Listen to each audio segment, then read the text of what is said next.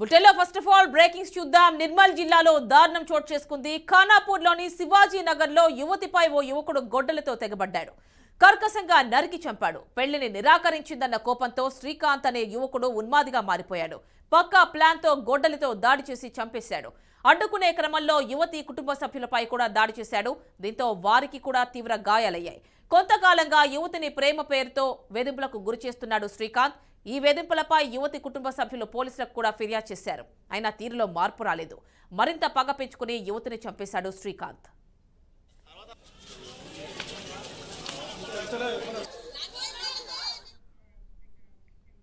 ఇక యువతిపై ప్రేమాన్మాది దాడికి సంబంధించి ఫుల్ డీటెయిల్స్ మా కరెస్పాండెంట్ పరమేష్ అందిస్తారు. పరమేష్, చెప్పండి. ప్రేమ పేరుతో ఒక ఉన్మాది ఒక అమ్మాయిని నరికి చంపాడు, అదే మనకి కనిపిస్తోంది ఇక్కడ ఆదిలాబాద్ లో. ఫుల్ డీటెయిల్స్ ఇవ్వండి, ఏం జరిగింది? నిర్మల్ జిల్లాలో దారుణ ఘటన చోటు చేసుకుంది. ఖానాపూర్ మండల కేంద్రంలోని శివాజీ నగర్ లో ఒక అమ్మాయిని నడి రోడ్డుపై ఉన్మాది ప్రేమ పేరుతో గొడ్డలితో నరికి చంపిన ఘటన కలకలం రేపుతుంది. ఈ రోజు మధ్యాహ్నం ఏదైతే యువతికి కొన్ని రోజుల క్రితమే పెళ్లి సంబంధం వచ్చింది. అయితే పెళ్లి ఖరారైన నేపథ్యంలో యువకుడు ఆ యువతిపై ఈ రోజు దాడికి పాల్పడినట్లు కూడా మనకు తెలుస్తుంది. అయితే శ్రీకాంత్ అనే యువకుడు ఈ రోజు అలెఖ్య అనే తన ప్రియురాలిని ఏదైతే ఆమె పెళ్లికి సంబంధించిన వస్తువులను కొనుక్కునేందుకు ఆమె మార్కెట్ కి వస్తున్న క్రమంలో అక్కడే కాపాచి ఉన్నటువంటి శ్రీకాంత్ ఆమెపై ఒక్కసారిగా గొడ్డలితో దాడి చేసినట్లు కూడా మనకు తెలుస్తుంది. అయితే ఆ దాడిని అడ్డుకునేందుకు ప్రయత్నించినటువంటి మృతురాలి వదినను, అదేవిధంగా ఆమె 3 ఏళ్ల కొడుకును కూడా గాయపరిచినట్లు కూడా మనకు సమాచారం అందుతుంది. అయితే ఈ శ్రీకాంత్ అనే యువకుడు గత కొంతకాలంగా కూడా ప్రేమ పేరుతో ఈ అలేఖ్యని వేధింపులకు గురి చేస్తున్నట్లు కూడా మనకు తెలుస్తుంది. అయితే గతంలో కూడా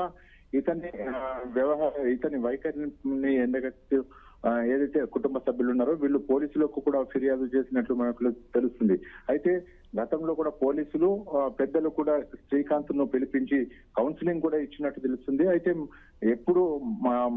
ఇంకెప్పుడు కూడా ఆమె జోలికి రాను అన్నట్టు కూడా అతను చెప్పినట్లు కూడా మనకు తెలుస్తుంది. అయినప్పటికీ కూడా ఇటీవల ఆమెకు మృతురాలికి పెళ్లి సంబంధం రావడం, పెళ్లి ఖరారు కావడంతో పగను పెంచుకున్నటువంటి శ్రీకాంత్ ఈ రోజు ఆమె ఎప్పుడైతే షాపింగ్ వచ్చే క్రమంలో అక్కడ ఆమెను కాపు కాచి ఆమెపై ఒక్కసారిగా దాడికి పాల్పడినట్లు కూడా తెలుస్తుంది. అయితే ప్రస్తుతం అయితే శ్రీకాంత్ దాడి చేశారు. ఆ తర్వాత అక్కడి నుంచి పారిపోయినట్లు కూడా మనకు సమాచారం అందుతుంది. మొత్తంగానైతే పోలీసులు ఘటనా స్థలానికి చేరుకొని కేసును అయితే నమోదు చేశారు. పరారీలో ఉన్నటువంటి శ్రీకాంత్ కోసం గాలింపు చర్యలు అయితే చేపడుతున్నారు. మొత్తంగానైతే ఈ రోజు ఏదైతే పట్టపగలు నడి రోడ్డుపై ఒక యువతి హత్యకు గురి కావడం పట్ల స్థానికుల్లో ఒక భయాందోళనలు కూడా నెలకొన్నాయని చెప్పవచ్చు.